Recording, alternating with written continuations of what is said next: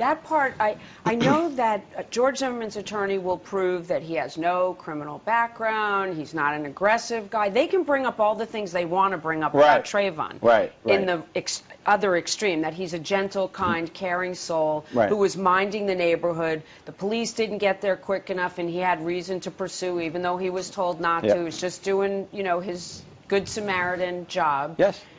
But on the other hand, how would the prosecutor prove he had no reason to defend himself when he has those injuries on his head? Well, right. I mean, again, it keeps coming back to how exactly those injuries look. How bad are they? I mean, a broken nose is pretty serious. You know, lacerations, cuts, bleeding, pretty serious. So I think they're going to... There's no suggestion that Zimmerman kept banging his head back on the sidewalk doing it to himself. No. That's a good point. Yeah, that's right. But, you know, they're going to have to prove... I mean, look, the theory was well explained by Phil in a sense. In other words, think about it. It's pretty ironic. You get in a fight. You're losing. Well, you have two choices. Lose the fight, or if you have a weapon, kill the person. And self-defense 101 is commensurate force. So the point is, if I'm getting beaten up in an ordinary fist fight, that's going to leave me, here's the counter argument, with a broken nose and some cuts, and certainly no life-threatening injuries. Think about it. Broken nose. A broken nose. Well, okay, that's a good point.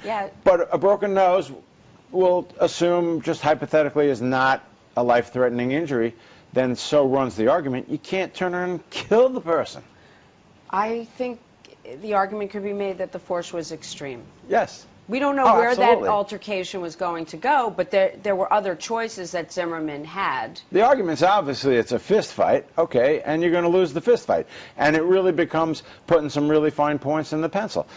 And it's really an amazing lawyer exercise, because can you argue that you can die in a fist fight? Absolutely. Well, what do you tell your 10-year-old when they come home and they say they were beat up by Bobby at school?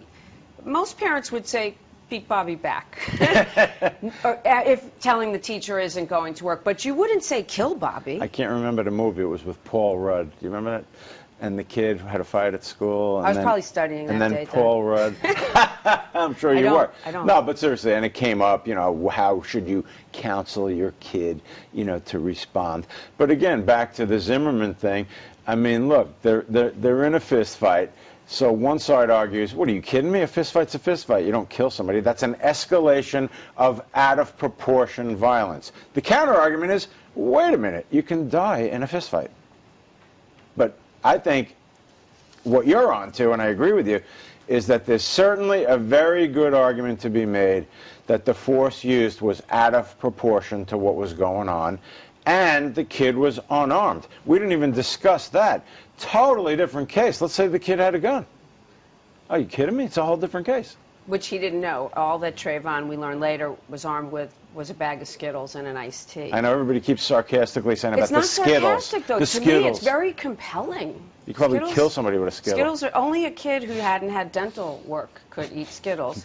I'm not being... No, to me as a juror, that would... I know, but they throw around that rhetoric. He had iced tea and a Skittles. It really doesn't matter. The point is he didn't have a weapon. But he didn't take that iced tea and bang Zimmerman over the head with a bottle. Well, funny thing is, yeah, I mean, you're spinning a lot of hypotheticals, and you could break a bottle of iced tea, right, with the jagged edge, and you could kill somebody with it. Could use it as a weapon.